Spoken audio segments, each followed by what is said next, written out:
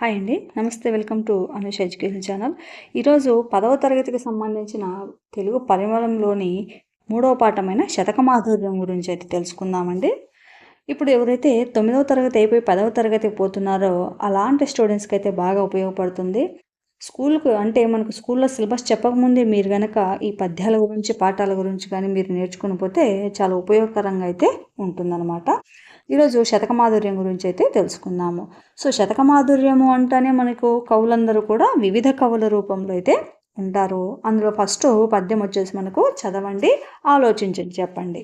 ఇందులో మొదటి పద్యాన్ని అయితే మనము చూద్దాము. ఫస్ట్ పద్యం చదవండి, ఆలోచించి చెప్పడానికి సంబంధించింది అయితే చూద్దాము. జ్ఞానుల చరితము వీనుల నానుచు సత్పురుష ఘోష్టి ననఘంబనుచుంభూనుము ధర్మపదంబును దానెరిగిన ఎంత మరువదగదు కుమార్. మరొకసారి. జ్ఞానుల చరితము వీనుల నానుచు సత్పురుష ఘోష్టి ననఘంబనుచుంభూనుము ధర్మపదంబును దానెరిగిన ఎంత మరువదగదు కుమార. మనకు ఈ కుమార అంటే పక్కి అప్పలనరసయ్య గారు అయితే గుర్తు రావాలన్నమాట. ఈయన పక్కి అప్పలనరసయ్య గారు వచ్చేసి కుమార మరియు కుమారి శతకాలని రెండు కూడా రచించడం జరిగింది. ఏమిటి? కుమార మరియు కుమారి. కుమార మరియు కుమారి శతకకర్త ఎవరు అంటే పక్కి అప్పలనరసయ్య గారు. గుర్తుంచుకోవాలి స్టూడెంట్స్. తర్వాత దీనికి సంబంధించిన ప్రశ్నలు, దీనికి సంబంధించిన భావం అయితే చూద్దాం. జ్ఞానుల చరితము వీనుల నానుచు అంటే వీనులు అంటే ఏమిటి? చెవులు. జ్ఞానుల చరితను చెవులలోకి ఎక్కించుకోవాలి అంటే వాళ్ళు చెప్పిన మాటలు మన మనసులోకి తీసుకోవాలి. తర్వాత సత్పురుష గోష్ఠి నరఘంబనుచున్ భూనుము అంటే ఇక్కడ చూడండి, పాపాలు పోగొట్టే మంచివారితో స్నేహం చేయాలి అని అర్థం అన్నమాట. తర్వాత ధర్మపదంబును దానెరిగిన ఎంత అంటే నీకు తెలిసినంత వరకు ధర్మపదాన్ని, పదము అంటే మార్గాన్ని నడవాలి. ఎప్పుడు కూడా ఇది మరచిపోరాదు, మరవదగుదు కుమార అంటే ఇది ఎప్పుడు కూడా మరచిపోకూడదు అని ఈ పద్యానికైతే భావము, తాత్పర్యం అన్నమాట. తర్వాత దీనికి సంబంధించిన ప్రశ్నలు అయితే చూద్దాం. మంచివారితో స్నేహం వలన ఫలితం ఏమిటి? మంచివారితో స్నేహం వలన ఫలితం ఏమిటి అంటే మంచివారితో స్నేహం చేయడం వలన పాపాలు నశించి మంచి మార్గంలో అయితే మనము నడవవచ్చు, ఎదగవచ్చు అని అర్థం. తర్వాత దేనిని మరవకూడదు అంటే ధర్మ మార్గంలో నడవాలి, దానిని ఎప్పుడూ కూడా మరచిపోకూడదు అని దీనికి ఆన్సర్. తర్వాత ఇలాంటి పద్యాలు మనకు వేటిని బోధిస్తాయి? ఇలాంటి పద్యాలు అంటే నీతి పద్యాలన్నీ కూడా మనకి ఏం బోధిస్తాయంటే నీతిని బోధిస్తాయి అనేది మనకు ఆన్సర్ అవుతుంది. తర్వాత ఉద్దేశం. శతక పద్యాలు జీవన నైపుణ్యాలను ప్రబోధిస్తాయి. ఈ పద్యాల ద్వారా విద్యార్థులను ఉత్తమ పౌరులుగా, లోకజ్ఞానం కలవారిగా తీర్చిదిద్ది వారిలో నైతిక విలువలను పెంపొందింప చేయడమే ఈ పాఠం ఉద్దేశం. అంటే చూడండి, మనకు 6వ తరగతి అట్లా ప్రతి తెలుగు క్లాస్లోనూ మనకు ఈ నీతి పద్యాలు అనేవి పెడతారు. ఎందుకు? ఆ నీతి పద్యాల ద్వారా మనము కొంత నీతిని అయితే నేర్చుకోవచ్చు అనేది, లోక జ్ఞానం తెలియాలి యువకులకు అనే దానికి ఉద్దేశంగా అయితే మనకి ఈ పాఠాలు అయితే పెట్టడం జరిగిందనమాట. తర్వాత మన కవి పరిచయాలు ఉన్నాయి. ఫస్ట్ పద్యాలు చూస్తూ ఏ పద్యానికి ఆ పద్యానికి సంబంధించిన కవి గురించి అయితే తెలుసుకుంటూ ఉందామన్నమాట. తర్వాత పద్యం అయితే చూద్దాము. మనకు ప్రక్రియ అంటే ప్రతి పాఠానికి కూడా మనకు ఇతివృత్తము మరియు ప్రక్రియ అయితే ఉంటుందండి. మనకి ఈ పాఠానికి ఇతివృత్తం ఏంటి? నైతిక విలువలు. అదేవిధంగా ప్రక్రియ వచ్చేసి మనము శతకం గురించి తెలుసుకున్నాము. ఇక్కడ శతకము అంటే ఏమిటి? 100 పద్యాల రచనను శతకము అంటారు. 100 లేదా 108 కూడా ఉంటాయండి. అలా ఉంటే దానిని శతకము అని అంటారు. సాధారణంగా శతకాలలో 100 నుండి 108 పద్యాలు ఉంటాయి. దీనిలో ఏ పద్యానికి ఆ పద్యం స్వతంత్రంగా ఉంటుంది. అంటే చూడండి, అంటే ఇప్పుడు మనకు మామూలు ఫస్ట్ పాఠం ఉంది అంటే పై పద్యానికి మరియు రెండో పద్యానికి రెండుకు మధ్య భావము సంబంధం కలిగి ఉంటుంది. అంటే పై పద్యంలో కొంచెము, తర్వాత పద్యంలో దానికి కంటిన్యూగా ఉంటుంది. కానీ మనకు ఈ నైతిక ఏదైతే శతక పద్యాలు ఉంటాయో ఆ పద్యానికి ఏ పద్యానికి ఆ పద్యము భావం వేరుగా ఉంటుంది. అదేవిధంగా శతక కవులు కూడా వేరుగా ఉండే అవకాశాలు ఉన్నాయి. తర్వాత శతకానికి మకుటం ప్రధానంగా ఉంటుంది. ఏముంటుందంటే మకుటము. అంటే ఇక్కడ ఉదాహరణ చూడండి. భాస్కర అంటే మారద వెంకయ్య గారి యొక్క పద్యము ఆహ్, భాస్కర శతకం అనమాట మారద వెంకయ్య గారిది. కాబట్టి భాస్కర ఆయన ప్రతి పద్యంలో భాస్కర అని వస్తుందనమాట. కాబట్టి ఆ పద్యానికి ఏదైతే మారద వెంకయ్య గారి యొక్క భాస్కర శతకానికి భాస్కర అనే పదం అనేది మకుటంగా ఉంటుంది. మకుటం అంటే కిరీటము అని అర్థం. ఇది శతక పద్యాల్లో ప్రతి పద్యం చివర ఉంటుంది. చెప్పాను కదా ఇక్కడ చివర ఉంటుంది. ఇది పదం కానీ అర్థ పాదం కానీ పాదంగా కానీ పాదద్వయంగా కానీ ఉండవచ్చు. అంటే చూడండి, అంటే చిన్న పదంగా ఉంది ఇక్కడ మనకు. పూర్తిగా పాదమంతా కూడా, పాదము అంటే ఏంటి తెలుసు కదా మీకు, ఆల్రెడీ తెలిసే ఉంటుంది. ప్రతి పద్యంలో ఉండే ఈ 4 లైన్లు అనేవి ఉంటాయి కదా, వీటిని మనము పాదాలు అని పిలుస్తామన్నమాట. అలా ఒక పాదం లేదా మనకు పాదద్వయము అంటే 2 పాదాలు కూడా శతకం యొక్క మకుటంగా కూడా ఉంటాయన్నమాట. అలాగా పాదం కానీ పాదద్వయం కానీ ఉండవచ్చు. శతక పద్యాలు ముక్తకాలు అంటే వేటికవే స్వతంత్ర భావం కలిగి ఉంటాయన్నమాట. ముక్తకము అంటే ఏ పద్యానికి ఆ పద్యం స్వతంత్ర భావం కలిగి ఉంటుందని అర్థం. అంటే ఏ పద్యానికి అదే స్వతంత్ర భావంతో ఉంటుంది. ఇది మనకు శతకం చాలా ముఖ్యమైనదండి. ఎందుకంటే మనకు ఎగ్జామ్స్లలో అడుగుతూ ఉంటారు. తర్వాత నెక్స్ట్ మనము పద్యం గురించి అయితే చూద్దాము. ఫస్ట్ పద్యం వచ్చేసి మనకు మారద వెంకయ్య గారు అయితే రచించారు. ఆయన యొక్క భాస్కర శతకం నుంచి అయితే పద్యాన్ని తీసుకోవడం జరిగింది. మొదట పద్యం. ఇక్కడ చూడండి, పద్యానికి ముందర ఇలాగా చా, షా లేదా ఆవే ఇలా ఉంటాయన్నమాట. ఇక్కడ చా ఉంది అంటే అర్థం ఏమిటి? ఇది చంపకమాలకు సంబంధించిన పద్యము. అంటే ఈ పద్య లక్షణాలు ఏదంటే చంపకమాలకు సంబంధించినవి అనేది మనము గుర్తుంచుకోవాలి స్టూడెంట్స్. ఇక్కడ ఫస్ట్ పద్యం చూద్దాం.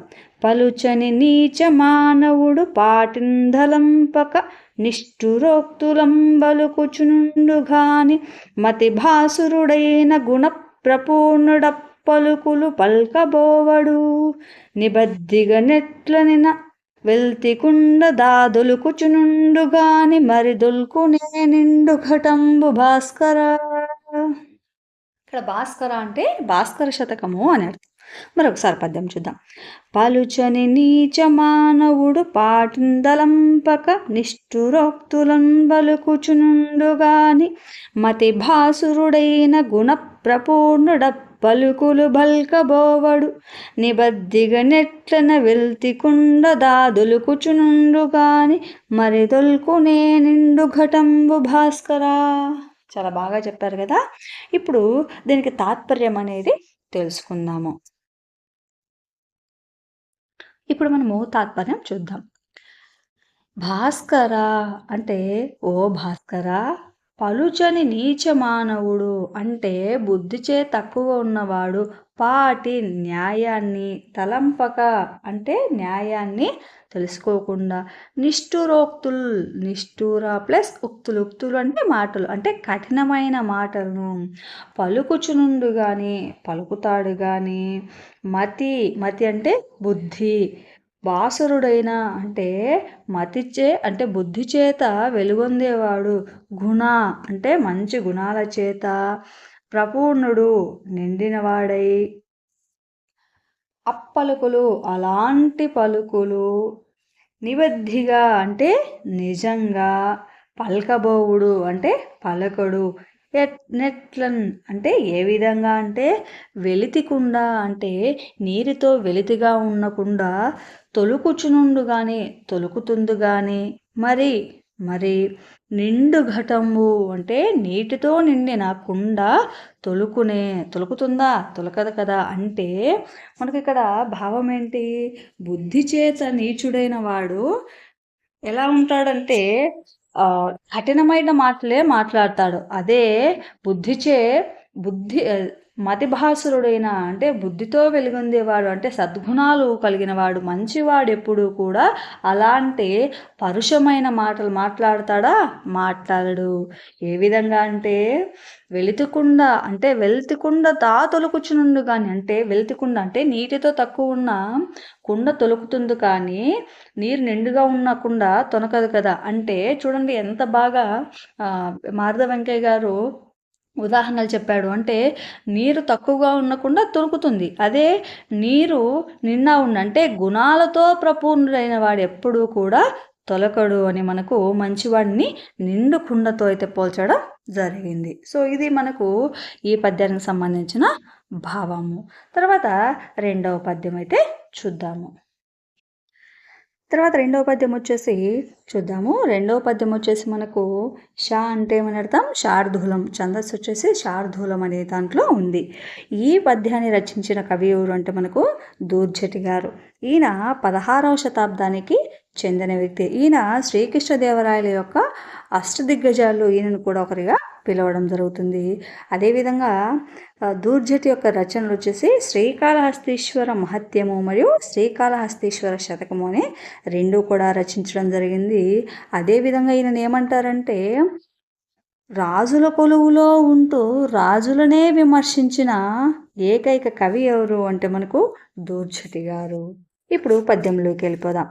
లేవో గానలన్ గంధమూలముల్ ఫలముల్ లేవో గుహల్తోయముల్ లేవో ఎరులన్ బల్ల వాస్తరణముల్ లేవో సదాయాత్మలో లేవో నీవు విరక్తులన్ మనుపజాలింబొంది భూపాలురన్ సేవల్ సేయగ బోధురేలకో జనుల్ శ్రీకాళహస్తీశ్వర.